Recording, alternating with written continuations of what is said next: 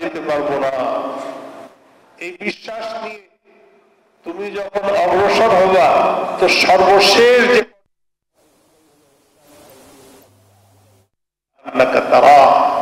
তুমি কেন তোমার দৃষ্টি চোখ এদিক ওদিক দিচ্ছ না? আনতা আবুদাল্লাহ কান্নাকা তারা। সিসি ক্যামেরা থাকলে যতটুকু আমি ভয় পেতাম, আমার আল্লাহর সিসি ক্যামেরা, আল্লাহর দৃষ্টি আমার উপরে নিবদ্ধ। আমি আল্লাহকে দেখছি, আল্লাহ আমাকে দেখছে। অতএব আমি বাজারে যাচ্ছি, তো সেখানেও আল্লাহর গোলাম, আল্লাহর বান্দা, তো সেখানেও আল্লাহর হুকুম যে আমার উপরে, যে তোমার দৃষ্টি, হে মুমিন তোমার দৃষ্টি অবনত রাখো, এই জন্য আমি দেখছি। কিন্তু তাতে কি আমি অ্যাক্সিডেন্ট করবো না? দৃষ্টি অবনত রাখো তোমার যেগুলো গুনার কাজ, গুনার দৃষ্টি, গুনার জিনিস সেগুলোর থেকে, কিন্তু তোমার কাজের জিনিস যেগুলো সেগুলো দেখো, কোনো অসুবিধা নেই।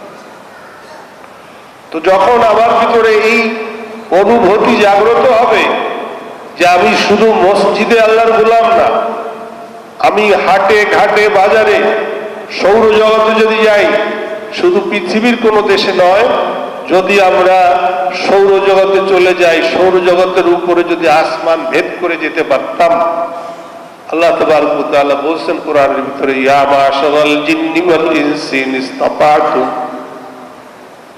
ইসতাতা'তুম আন তানফুযু মিন আকতারিস সামাওয়াতি ওয়াল আরদি ফানফুযু লা তানফুযুনা ইল্লা বিসুলতান।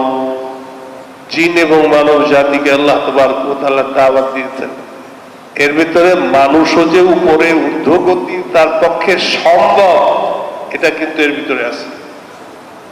তাই যদি সম্ভব না হতো তাহলে আল্লাহ তাবারক ওয়া তাআলা এভাবে বলতেন না। সেই সম্ভাবনা আছে, কিছু দূর গতি আমরা উপরের দিকে দিয়ে আমাদের অগ্রযাত্রা উপরের দিকে যাওয়াটা কিছু দূর সম্ভব, শক্তি প্রয়োগ করে। এই জন্য রকেট লাগে উপরের দিকে যায়।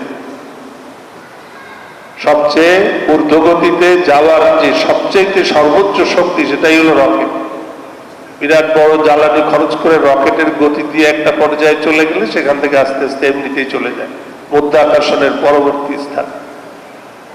তো আল্লাহ তাবারক ওয়া তাআলা বলেছেন যে যদি আমরা সেখানেও যেতাম, সেখানেও যদি যেতাম, যেতে পারতাম, তো সেখানেও আল্লাহর সৃষ্টি, এগুলো আল্লাহর কুদরতের দ্বারা সৃষ্টি, আল্লাহই আবার ধ্বংস করবেন, আল্লাহ নিয়ন্ত্রণ করেন।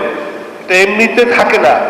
এ লক্ষ লক্ষ না কোটি কোটি যে গ্রহ নক্ষত্র ভেসে বেড়াচ্ছে, এটা কিন্তু আল্লাহ তাবারক ওয়া তাআলার দেওয়া যে আকর্ষণ, আল্লাহর শক্তি।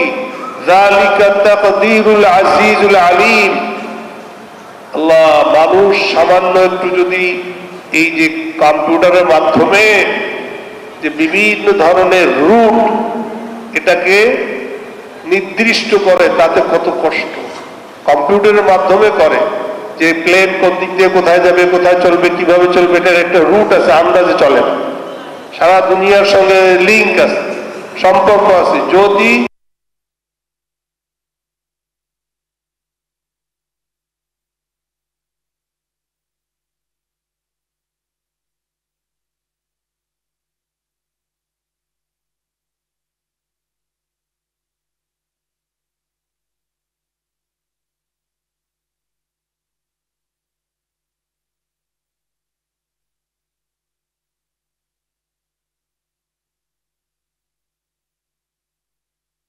যেইভাবে বলবে ঠিক সেইভাবে সে ওই কক্ষপথের বাহিরে সে যেতে পারবে।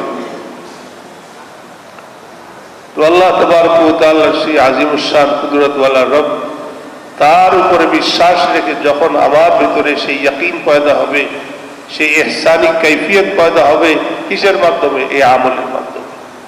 আল্লাহর বন্দেগীর প্রতিটা মুহূর্তে শুধুমাত্র অভিনয়ের মতো যদি মসজিদে এসে টুপি টাপি পরে, পাঞ্জাবি আবা খাবা পরে বড় একজন দেখাইলাম, আর মসজিদের থেকে বেরোই মানুষের উপরে জুলুম করা শুরু করলাম, অন্যায় করা শুরু করলাম, মিথ্যা কথা শুরু করলাম, কসম খাওয়া শুরু করলাম, অন্যায় মিথ্যা ঝুটা কসম খেয়ে ব্যবসা বাণিজ্য সেইভাবে করে চালাই দিলাম, ভেজার মন চালাই দিলাম, তাহলে আমার বন্দেগী পরিপূর্ণ হলো না। শুধু মসজিদে আমি বন্দা হইলে হবে না, আবার তো শোয়ার বেডের থেকে নিয়ে ঘুমের হালাত, ঘুম তো আমাদের জন্য মাপ।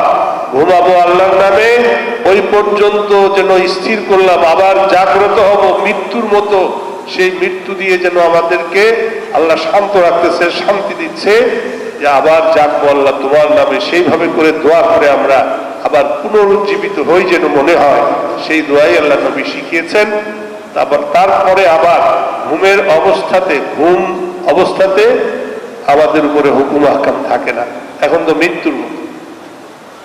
তো আবার যখন জাগ্রত হব, তখন আল্লাহর নামে জাগ্রত হব, তখন থেকে আমার সব হুকুম আহকাম আসে, সব কিছু যে আল্লাহ এখন উঠছি আমি, এখন আবার প্রথমে নামাজ পড়তে হবে, তাহারাত অর্জন করতে হবে, সেখানেও আমি দায়বদ্ধ, আল্লাহ দেখতেছেন, পাক পবিত্র হতে হবে আমাকে। এটাকে যদি আমরা ভালোভাবে নেই, আল্লাহর মোহাব্বত অন্তরে থাকে, তার আজমত, তার বরত্ব থাকে, তাহলে মজার জিনিস।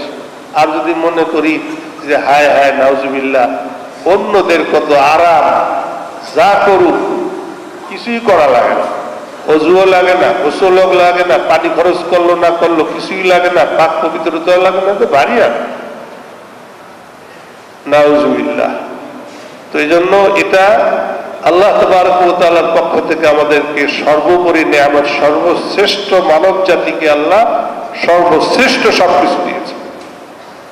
মনের পবিত্রতা, বাহ্যিক শরীরের পবিত্রতা সবই আল্লাহ তাবারক ওয়া তাআলা দিয়েছেন। এবং এই মনের পবিত্রতা, শরীরের বাহ্যিক পবিত্রতা অর্জন করতে করতে মানুষ এই পরিমাণ স্বচ্ছতা অর্জন করে, তখন অদৃশ্য জগতের অনেক কিছু ভিতরে ডিসপ্লে হয়।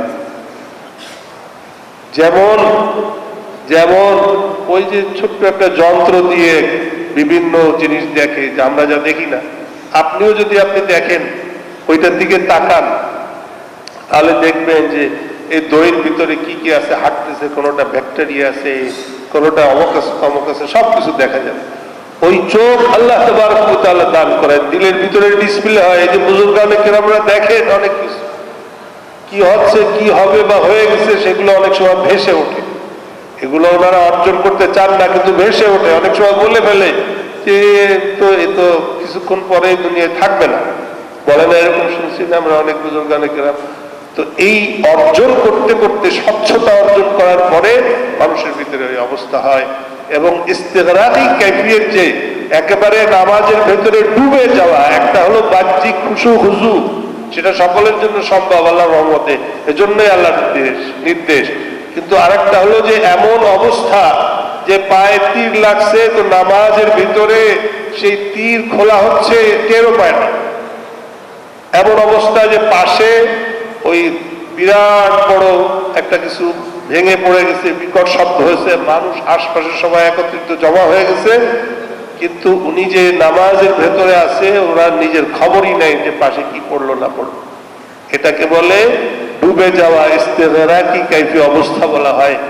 এটা অর্জন করতে হলে আল্লাহ যাকে দেয় সেই পারে। আস্তে আস্তে সেইভাবে মানুষের হয় যে কোনো খবরই থাকে না, সব কিছু থেকে যে আমি ডিসকানেক্ট হলাম, সেটার বাস্তব নমুনা এটা মানুষ আস্তে আস্তে সাধনা করতে করতে অর্জন হয়। সেই কাইফিয়ত আল্লাহ আমাদের সকলকে অবশ্যই নামাজের ভেতরে যেন দান করেন, তখনকার নামাজের মজাই স্বাদ। তো আল্লাহ তাবারক ওয়া তাআলার পক্ষ থেকে আল্লাহ যেই সকল আয়াত, এই আয়াতগুলোর ভেতরে আল্লাহ যেই গুণগুলো আমাদের ভিতরে থাকতে হবে, হেফাজতের গুণ, কিছু হেফাজতের কথা বলতেছে, যে তুমি এই বিষয়গুলো কিন্তু আমার পক্ষ থেকে যত্রতত্র যাহা খুশি, তোমার নিজের শক্তি, আসলে বাস্তবতা হলো এই যে তোমার নিজের শক্তি না, তোমার নিজের শক্তি না, আমার দেওয়া শক্তি। অতএব তুমি আমাকে বিশ্বাস করেছো, তোমার এই শক্তিগুলো আমি যেভাবে বলবো সেই পদ্ধতিতেই তুমি একমাত্র ব্যবহার করতে পারবা, তাহলে তোমার কোনো অসুবিধা। এই আয়াতের ভিতরে আল্লাহ তাবারক ওয়া তাআলা এটাই বলছেন। গুরুত্বপূর্ণ একটা বিষয়, যদি আমরা নিজে যে আমার শরীর, এটা আমার অধিকার, আমি যা খুশি যেভাবে পারি সেভাবে ব্যবহার করবো না, এটা অধিকার নাই। তুমি যেহেতু মুমিন, তুমি যেহেতু বিশ্বাসী, তোমার এই অধিকার নাই। তোমার অধিকার যেমন আল্লাহ তাবারক ওয়া তাআলা এই শক্তি দিয়েছেন, তোমার ছিল না, এই শক্তি দিয়েছেন, তাকে ব্যবহার করার জন্য আল্লাহ একটা স্থান দিয়ে দিয়েছেন, সেই স্থান ছাড়া তুমি ব্যবহার করতে পারবা না। ওয়াল্লাযীনা হুম লিফুরুজিহিম হাফিজুন, তারা নিজের গুপ্তাঙ্গকে, শরমগাহকে গুপ্তাঙ্গের হেফাজত করে যত ইল্লা আলা আজওয়াজিহিম, তাদের বৈধ স্ত্রীর যেভাবে ব্যবহার করার নিয়ম সেই নিয়ম বহির্ভূত করে না। এবং অন্য আরেকটা তো বিলুপ্তি, যেহেতু ইল্লা আলা আজওয়াজিহিম আও মা মালাকাত আইমানুহুম। দ্বিতীয় আরেকটা ছিল যে যারা কৃত দাসী ছিল, শরঈভাবে কৃত দাসী, আমাদের ঘরের কাজের লোক না, কৃত দাসীর যে প্রথা ছিল এখন তো বিলুপ্ত, এখন দুনিয়াতে নাই, কিন্তু সেই হুকুম রয়ে গেছে। তো তাদের সঙ্গেও যদি এই ধরনের ইয়ে করে তাহলে কোনো গুনাহ নাই। এই ছাড়া বাদ বাকি যত যা কিছু আছে সব আল্লাহ তাবারক ওয়া তাআলার হুকুম বহির্ভূত পদ্ধতি, নিজের ব্যক্তিগত হোক আর বাহিরে হোক। আর চায়না এখন বিভিন্ন ধরনের দল তৈরি করছে, সেগুলো হোক, যাই করুক, এগুলো আল্লাহর পক্ষ থেকে নির্দেশিত কোনো পথ না। মানুষ যদি এই নিজের শক্তিকে সেই সব দিকে ব্যবহার করে তাহলে সেটা অন্যায় হবে, আল্লাহর হুকুম বহির্ভূত হবে। এটা মুমিনের সিফাত না, মুমিন সেটা করতে পারে। এক কথায় সব শেষ।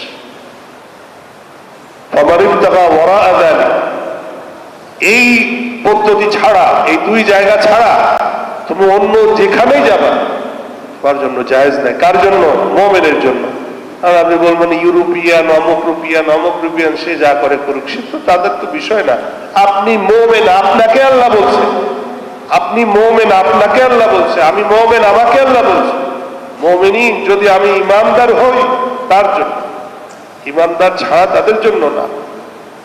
অতএব গায়রে মুমিন যারা, তাদের হুকুম কিন্তু এই আয়াতের ভেতরে না। সুতরাং আমরা ভালো করে বুঝবো এবং সেইভাবে করে হেফাজত করব। আল্লাহ তাবারক ওয়া তাআলার পক্ষ থেকে, আজিমুশ শান রবের পক্ষ থেকে এটা নির্দেশ।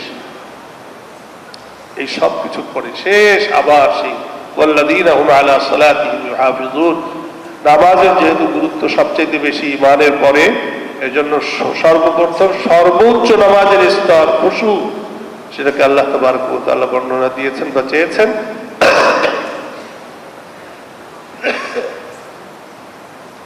আর সর্বশেষ আবার আল্লাযীনা হুম আলা সালাওয়াতিহিম ইউহাফিজুন।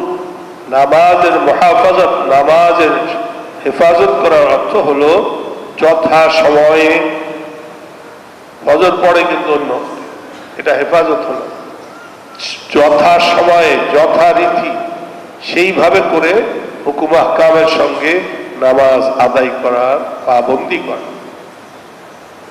এটা কি হেফাজতে নামাজ। তো এই নামাজের গুরুত্ব আমরা বুঝবো এবং তার উপরে আমল করার চেষ্টা করব। একটা কথা মনে রাখবেন, আমরা ইসলাম তার দাওয়াত দেই, ইসলামের দাওয়াত দেই। ইসলাম কিন্তু এক সময়কার ধর্ম না। ইসলাম সেই 1400 বছর আগে যেমন ছিল, মাঝখানে যেমন ছিল, এখনো ঠিক তেমনি ভাবে আছে, কিয়ামত পর্যন্ত ঠিক এমনই থাকবে। আগে ভালো ছিল, এখন পুরনো হয়ে গেছে, এখন সেকিলে হয়ে গেছে, এখন চলে না, না, এরকম কিছু না। সব সময়ের জন্য ইসলাম আল্লাহর দেওয়া ধর্ম, শান্তির ধর্ম, সর্বশ্রেষ্ঠ ধর্ম। বর্তমানে যেটা প্রচলন, বর্তমানে যেটা মানসুখ হয় নাই, অন্যগুলো রহিত হয়ে গেছে, সে এই আল্লাহর পক্ষ থেকে, স্রষ্টার পক্ষ থেকে, আজিমুশ শান রবের পক্ষ থেকে যেই ধর্ম দেওয়া হয়েছে, সেটা শীতকালবাসীর জন্য, গরমকালবাসীর জন্য, পৃথিবীর যেই প্রান্তে যে যেইভাবে বসবাস করে সকলের জন্য শান্তির বাণী। এবং এর চাইতে ভালো শান্তির বাণী দেওয়ার মতো আর কেউ নাই, কোনো জায়গায়ও নাই, পূর্বেও ছিল না।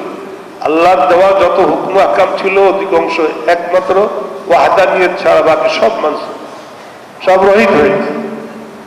অতএব সেই মহান আজিমুশ শান রবের পক্ষ থেকে ইসলাম সেই শান্তির বাণী সারা দুনিয়াতে ছড়ায় এবং মুমিনদের জন্য আল্লাহ তাবারক ওয়া তাআলা স্পেশাল বিরাসাত, স্পেশাল ঘোষণা এই 10 আয়াতের ভিতরে আল্লাহ দিয়েছেন।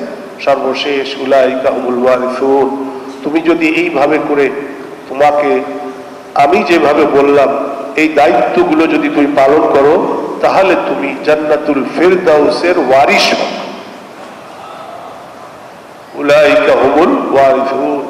ওয়ারিশ কারা হয় ভাই? বিনা পয়সা, বিনা পয়সা কি? বাপের সন্তান হওয়া, বাপের বা যিনি যাচ্ছেন তার সাথে একটা রিশতা ওয়ারিশ হওয়ার জন্য থাকলেই যথেষ্ট। তো এর দ্বারা বোঝা যায় যে ওয়ারিশ হতে হলে মুমিন হওয়ার রিশতাটা অবশ্যই রাখতে হবে। মুমিন হওয়ার রিশতা যদি কায়েম না থাকে, এই সূত্রটা যদি না থাকে, বিচ্ছিন্ন যদি হয়ে যায়, তাহলে ওয়ারিশ হতে পারবো না, ওয়ারিশ হব না। ওয়ারিশ তারাই হবে যে এই সব কাজগুলো করবে এবং হুকুম আহকাম আল্লাহর দেওয়া সেগুলোকে যে পালন করবে। এখানে ওয়ারিশ কেন বলা? ওয়ারিশ কেন বলা? ওয়ারিশের অর্থ যে একজনে মালিক ছিল, তার মালিকানা অন্যের দিকে চলে গেছে। যেমন প্রথমে পিতা মালিক ছিল, পিতার বর্তমানে সন্তান কিন্তু কোনো সম্পদের, পিতার পক্ষ থেকে কোনো সন্তান কোনো সম্পদের মালিক হয় না। মালিক তখনই হবে অজান্তে, অলক্ষ্যে, এখনো জানে নাই, বিদেশে আছে এক ছেলে, বাপ একটু আগে মারা গেছেন, সঙ্গে সঙ্গে সবাই ওয়ারিশ হয়, নির্দিষ্ট পরিমাণ।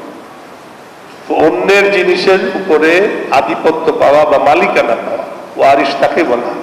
তো আল্লাহ এখানে যে বলছেন ইয়ারিফুনাল ফিরদাউস, হাদিস শরীফে আসছে যে প্রত্যেকের জন্য দুইটা ঘর থাকে।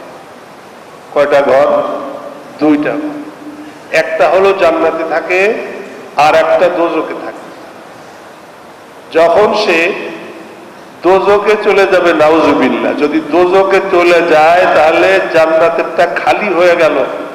এখন যে ওইটার অধিকারী হবে, সে তার জান্নাতেরটার অধিকারী হবে। এই যে জান্নাতের আমল করলো সে হয়ে যাবে, আর যে জান্নাতের নাম কাটায় দিয়ে দোজকের অধিকারী হলো, ওই যে তার যে খালি বাড়ি, সে খালি বাড়ির অধিকার ওয়ারিশ হয়ে গেল। যে এই আমলদার সেই ব্যক্তি মুমিন। আর যে দোজকের ওয়ারিশ হবে সে তো দোজকেই চলে গেল, সে দোজকে চলে গেল, তার এই জান্নাতের বাড়ি খালি হয়ে গেল। আর যদি দোজক থেকে জান্নাতে আসে তাহলে দোজকিরা যারা ওইখানে মুমিনদের জন্য যেটা ছিল সকলের জন্য, সেটা যে খালি হয়ে গেল, সেটা তারা ওয়ারিশ হয়। তো দোজকের ওয়ারিশ হওয়া কি ভালো? আগুনের কুণ্ডলী নিজের একটা আছে, আরো চারটা বাইরা, কি কর, এটা কি ভালো নাকি? না। অতএব ইয়ারিসুনাল ফিরদাউস, সর্বোচ্চ জান্নাতের নাম আল ফিরদাউস, সেই জান্নাতের ওয়ারিশ যদি হতে হয় তাহলে মুমিনদের ভেতরে এই সিফাতগুলো, এই গুণাগুণগুলো অবশ্যই থাকিতে হইবে। আলহামদুলিল্লাহ, এই সিফাতগুলো অর্জন করার জন্য আমাদের যে বাধা, সেই বাধাগুলো আমরা উপেক্ষা করব। তার ভিতরে সবচেয়ে বড় বাধা হলো আমাদের বিশ্বাসের ভিতরে ফাটল ধরে বস্তুবাদিতা। আমরা বস্তুর উপরে বেশি বিশ্বাসী। এটাকে মহামারী বলতে পারি, অতিমারি বলতে পারি। যে মানুষ, আর একটা হলো নগদ চায় মানুষ, যে এখনই চাই, এখনই চাই, এখনই চাই। এই জন্য মানুষকে ধোঁকা দেওয়ার জন্য, শয়তান মানুষকে ধোঁকা দেওয়ার জন্য নগদ যেটা দেখায় সেটার উপরে বিশ্বাস মানুষ বেশি করে। কিন্তু বললাম যে যদি আপনার আমার বিশ্বাস, সেটাকে যদি লালন করতে থাকি এবং এই বন্দেগীগুলো যদি আমি করতে থাকি, তাহলে আমার বিশ্বাসে ফাটল ধরাইতে পারবে না। দৃশ্যমান যা কিছু আছে তার চাইতে বেশি বিশ্বাস আবার তার ঈমানের উপরে আসবে। ইসলাম শান্তির ধর্ম, আমাদের পক্ষ থেকে সারা পৃথিবীতে শান্তির ডাক আল্লাহর পক্ষ থেকে। আর আমরা যেহেতু আল্লাহর বান্দা, আমরা চাই, আমাদের দেশ চায়, আমাদের মাননীয় প্রধানমন্ত্রী চায়, আমাদের দেশের পক্ষ থেকে সকলকে দাওয়াত, শান্তির দাওয়াত, জেহাদ মানে যুদ্ধের দাওয়াত। যুদ্ধ বিগ্রহ আমরা চাই না। জুলুম যারা করতেছে, উনসুর আখাকা যালিমান আও মাজলুমা, হাদিস শরীফে আসছে, তোমার ভাই যে জালেম এবং মাজলুম, মাজলুমের সহযোগিতা করো, জালেমের সহযোগিতা করো। সাহাবারা জিজ্ঞেস করছেন, ইয়া রাসূলুল্লাহ, মাজলুমের সহযোগিতা তো বুঝলাম, জালেমের সহযোগিতা কিভাবে করব? জালেমের সহযোগিতা করবা, তাকে জুলুম করতে দিবা না, তার জুলুমের হাত ধরে বসো। তো শুধু আমাদের বিশ্ববাসীকে বিধানগুলি দেখিয়ে নির্বিচারে যে নারী শিশুগুলোকে হত্যা করছে, জুলুম করছে, এখন শুধু বিবৃতি সর্বস্ব হলে হবে না। যারা শক্তিশালী, যাদেরকে আল্লাহ ক্ষমতা দিয়েছে, সেই ক্ষমতাধর সর্বোচ্চ ক্ষমতা যারা অধিকারী দুনিয়ায়, সেইভাবে তারা অবস্থান করছে, তাদের এখন উচিত স্রষ্টার পক্ষ থেকে যেন নির্দেশ যে জুলুমের হাত এখন ধরে বসতে হবে, শুধু বিবৃতি সর্বস্ব হলে হবে না, অন্যথায় তারা এই জুলুম করেই যাবে। প্রতিদিন মারতেই আছে। সর্বশেষ যে জায়গাটা ছিল, সারা দুনিয়ার সবাই বলছে যে এখানে হামলা করো না, সেখানেও তারা করছে। তো আমাদের পক্ষ থেকে দাবি, আল্লাহ যাদেরকে শক্তি দিয়েছে, বিবৃতি সর্বস্ব নয়, এখন তাদের জুলুম থেকে তাদেরকে বিরত রাখতে হবে, সেই পদক্ষেপ যেন নেয়। এটা আমাদের সকলের পক্ষ থেকে একটা আরজি, সকলে এই ছাড়া কি বলবো।